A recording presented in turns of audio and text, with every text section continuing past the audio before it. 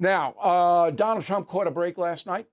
And the vice presidential debate went Senator Vance's way. I'm going to explain that.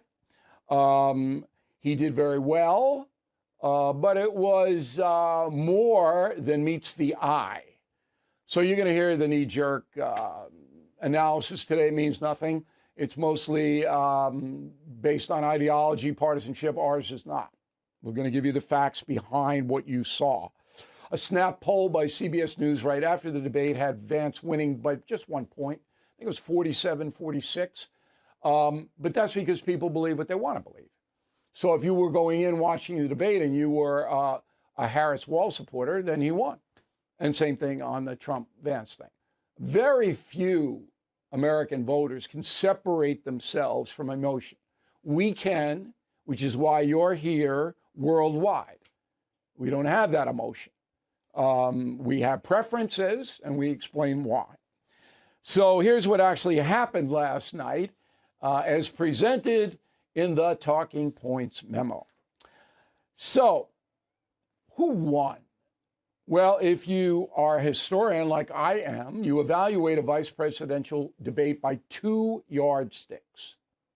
Number one, which VP candidate helped his ticket the most? Vance, by far. Number two, which VP candidate was most presidential? I would think Senator Vance won that one as well. It's not because I'm rooting, I'll back it up. The problem with Governor Walz was that he came out shaky, and you could see it. All right? He's a human being. Never been on that kind of a stage before. Knows there's a lot on the line. He was shaky. And when presented with him fabricating a story about being in China during Tiananmen Square, the revolution there, he really looked uneasy. Go. So I was in Hong Kong and China during the democracy protests went in. And from that, I learned a lot of what needed to be in governance.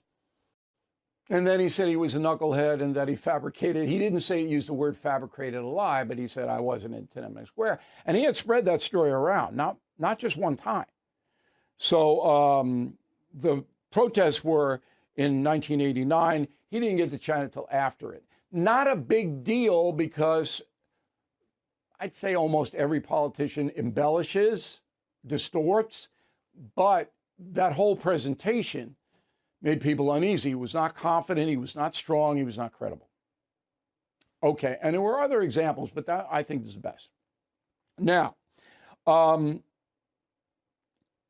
the overall scenario was the same as the Trump-Harris debate, 3 against 1.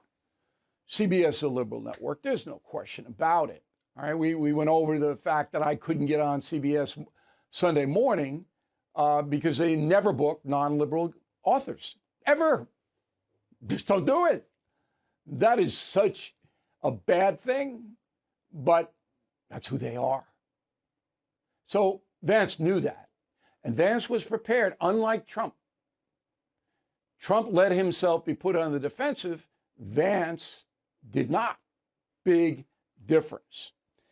So one of the things was abortion, which is an issue helping the Harris-Walz ticket.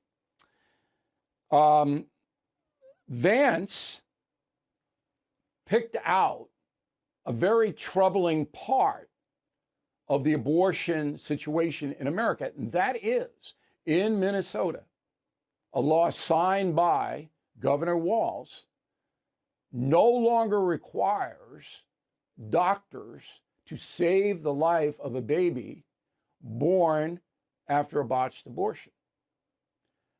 Vance threw that right over to Walz. Go. Trying to distort the way a law is written to try and make a point. That's not it at all. What was I wrong about, Governor? Please tell me. What was I wrong about? That is not the way the law is written. Look, I've given But this, how? I've given this advice on a lot of things, that getting involved, getting engaged, that's been misread, and it was fact-checked at the last debate.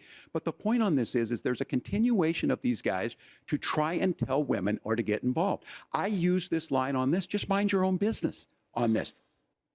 Not good enough, because Walz signed a law. In 1976, Minnesota passed a law. Okay, the law said, quote, all reasonable measures consistent with good medical practice, including compilation of appropriate medical records, shall be taken to preserve the life and health of the child born after a failed abortion. That's pretty clear. Every step has to be taken. Walz knocked it out and replaced it with, quote, preserve the life and health of the born alive infant, was replaced with care for the infant who is born alive. Care, not preserve. That's a big difference, because a physician said, well, I cared for her. I just didn't, take any steps to make sure it lived. But I cared for it. It wasn't in any pain. That's the argument. Then there was a wording in the law, in the first law in 76, that Walz knocked out, that you were mandated. Doctor was mandated that abortion providers report all live births after a botched abortion. They had to report it to the state. Walz knocked it out. That's as extreme as it gets. You don't get more extreme than that. Okay? So Walz was fumbling around. He's an extremist when it comes to life issues, and I think pretty much every issue. And then Vance did something very smart. He knows that the Republicans are running behind, particularly with women, on the abortion issue. And here's what he said. Go.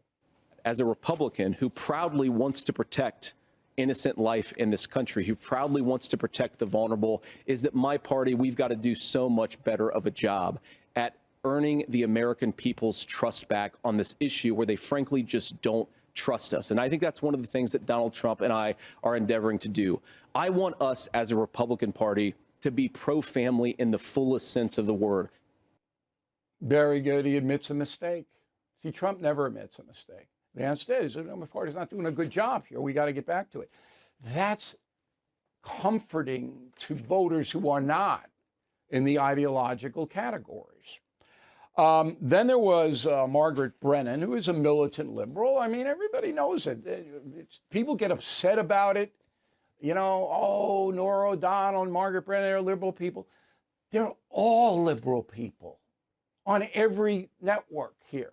There are no even moderate people. They're in a club, the Liberal Journalist Media Club. We saw that at ABC. They don't have anyone on the staff at ABC who's moderate. And same thing with CBS. So CBS puts out that they're not going to actively fact check. They didn't put it in writing, by the way, but they put out a statement saying, we're not, the statement was verbal. We're not going to really actively fact check during the debate. If you want, we'll do it on our website. But Margaret Brennan did fact check Vance on the Haitian migrants in Springfield, Ohio. Go. And just to clarify for our viewers, Springfield, Ohio does have a large number of Haitian migrants who have legal status, temporary protected status. Well, Margaret, but thank you, Senator. We have so much to get to. Margaret, I think it's important because we're going to turn out of the economy. Thank you. Margaret, the rules were that you guys weren't going to fact check, and since you're fact checking me, I think it's important to say what's actually going on. So there's an application called the CBP One app, where you can go on as an illegal migrant, apply for asylum or apply for parole, and be granted legal status at the wave of a Kamala Harris open border wand. That is not a person coming in, applying for a green card and waiting for 10 years. Thank you, Senator. And they cut his mic. Now, Vance is smart to do that because everybody saw it. Brennan was distorting it. Okay? Migrants don't have so-called legal status when Biden and Harris wave them over. We have immigration law. You got to apply for asylum at a port of entry. Biden and Harris don't enforce the law. That's the truth. They wave them on in. So Vance was right. Brennan couldn't care less about the law. She wanted to make Vance look bad, and he turned it on her. Now, Vance did do something that I thought was not smart. He kept going, Harris is responsible for the open border. Harris is responsible for inflation. Harris is responsible for the chaos overseas. She's not. She cheerleaded it, but Biden's the guy that screwed up the country. Harris didn't have power. All she went is, oh, yeah, Bidenomics is great. Oh, the border's secure. You can get her on that. But to say that she had the power to do anything, she had no power. Has no power, even now. Okay, so now everybody watching this knows that Vance is doing a pretty damn good job here. He is humanizing himself because he was nice to Walz. You know, they were back and forth. He's not nasty, not mean, authoritative, and he looks like U.S. Grant. So the second yardstick is who's more presidential. So come on. You look at Vance and you look at Walz. Walz is like your uncle who shows up and you got to get him out of the house in 2 hours. That's the limit. You got to get him out. I mean, if you're Putin, who do you want to go up against? Vance or Walz?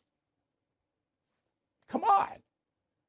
So to sum up, Vance wins the debate because A, he helps the Trump ticket, stabilizes it, humanizes it, which badly needed, okay? And B, looks far more presidential if he had to take over than Walz does. And that's the memo.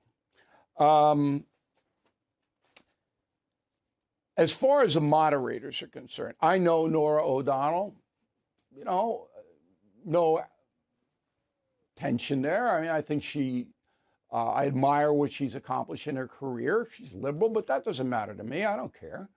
Brennan, I don't know, but Brennan comes across as New York snooty. But both of them, O'Donnell and Brennan, let both the candidates dodge questions. Ooh, that gets to me. Here's Walz. Go. Governor Walz, if you were the final voice in the Situation Room, would you support or oppose a preemptive strike by Israel on Iran? You have 2 minutes. Well, thank you. And thank you for those joining at home tonight. Let's keep in mind where this started. October 7th, Hamas terrorists massacred over 1,400 Israelis and took prisoners. Didn't answer the question. Didn't even come close to answering the question. Now, if I'm a moderator, well, I'll play a soundbite later. That just drives me nuts because it's insulting to you and me. Answer the blanking question. And Vance did it too. Go. Would you again seek to challenge this year's election results, even if every governor certifies the results? I'll give you 2 minutes. Well, Norah, first of all, I think that we're focused on the future. We need to figure out how to solve the inflation crisis caused by Kamala Harris's policies, make housing affordable, make groceries affordable, and that's what we're focused on. Though he dodged it. Now, here's what I said on News Nation last night. Go. What J.D. Vance accomplished was he made himself human, unlike Donald Trump, who never does that. And he made himself accessible. I hate that word, but it's a trendy word now, in the sense that you could go up, and I interviewed Vance a few weeks ago, and he answered all the questions, because I don't allow anybody to dodge on my program, the No Spin News. They are not allowed to dodge. I will come in and crush them, all right? So we don't have that problem. But tonight, Vance did his ticket more good than Walz did his ticket. And Walz pretty much said the company line. I mean, that's what he did. So there was nothing new on that front. But that's why you're here. That's why you're watching and listening to me on our radio stations across the country, because we're not going to let the people dodge. And it's not that hard. But these network anchors and cable people, they allow it all the time. Drives me nuts.